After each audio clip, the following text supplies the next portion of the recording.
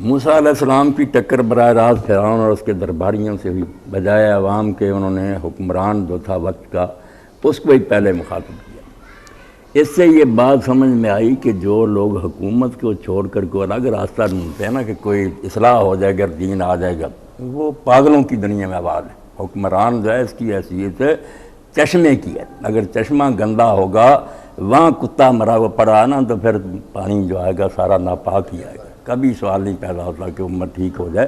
امت بیچاری کی ٹھیک ہونا بھی چاہے کیا کریں گے، مدرسے ان کے قبضہ میں، عدالتیں ان کی، پولیس اور فوج ان کے پاس ہے، روزی ان کے ہاتھ میں، کون سا جزیرہ جہاں جا کر یہ مشقیں کر کے ولایت حاصل کر لیں۔ اس لیے اللہ تعالیٰ پیغمبروں کو یہی ہدایت کرتا ہے کہ جو قوم کے حکمران بنے ہوئے ہیں نا، ان کی اصلاح کی کوشش کرو، ان کو اللہ کا خوف دلاؤ، ان کو نیک بناؤ۔ یہ اگر درست ہوگا، جیسے ڈرائیونگ سیٹ پر بیٹھا ہوا نیک نیت ہے نا، تو منزل پر پہنچ جاؤ۔ اگر وہ گنگا کو لے جا رہا گاڑی تو آپ پیچھے بیٹھے روتے رہے اللہ مکہ پہنچا دو، مکہ نہیں آئے گا، گنگا ہی آئے گا، مکہ نہیں آ سکتا۔ اس لیے یہ جو نا ایسی باتیں کہ بھئی سیاست سے الگ رہ کر دین، یہ کوئی شے نہیں، یہ بڑی سازش ہے اسلام کے خلاف کہ یہ ایک بھکشوؤں کا اور درویشوں کا گروہ بنتا رہے، جوتیاں کھاتے رہے اور بس کہیں صبر و رضا یہی ہے۔ اللہ کی تقدیر میں ایسا بیوقوف بنے رہے، دامن کن ظالموں کا پکڑاتے ہیں۔ تو موسیٰ علیہ السلام فرعون کے پاس گئے تو اللہ تعالیٰ فرماتے ہیں وَلَقَدْ أَرْسَلْنَا مُوسَىٰ بِآيَاتِنَا وَسُلْطَانٍ مُبِينٍ، ہم نے موسیٰ علیہ السلام کو اپنی نشانیوں کے ساتھ اور ایک واضح غلبہ حاصل کرنے والی دلیل کے ساتھ بھیجا۔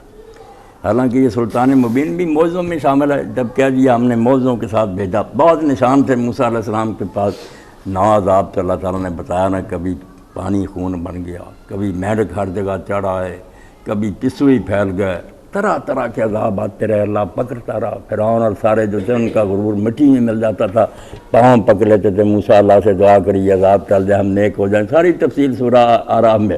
پھر بدماش بن جاتے تھے، وقت گزر جاتا تھا، سب واضح وعدے بھول جاتے تھے۔ مگر ایک نشان تو جو نا اس کو اللہ نے کہا کہ جیسے کہہ دیتے نا فرشتے ساتھ، پھر آ جاتا جبریل اور میکائیل، ایک عام چیز بیان کرنے کے بعد پھر جو نمایاں ہوتے ہیں نا ان کو الگ بھی بیان کیا جاتا۔ فرمایا بڑے معجزے تھے ہمارے موسیٰ علیہ السلام کے ساتھ، اور ایک معجزہ تو بالکل ایسا تھا جس کے سامنے کوئی ٹھہر نہیں سکا، وہ عصا تھا، لاٹھی جو تھی۔ اس سے غلبہ پایا کہ جب دربار میں گئے، اب اتنا بڑا ظالم بادشاہ، اتنی فوجیں، بالکل سرکش اور باغی، بچے قتل کرواتا ہے، رحم نام کی چیز ہی اس میں کوئی نہیں۔ اور موسیٰ علیہ السلام کو جب اللہ تعالیٰ نے کہا کہ فرعون کی طرف جاؤ، تو خود انہوں نے پہلے ہی کہا کہ اللہ میرے پر تو پہلے ہی ایک الزام ہے کہ ان کا ایک آدمی مجھ سے قتل ہو گیا تھا، مجھے بھیج رہا ہے، وہ تو قتل کر دے گا مجھے۔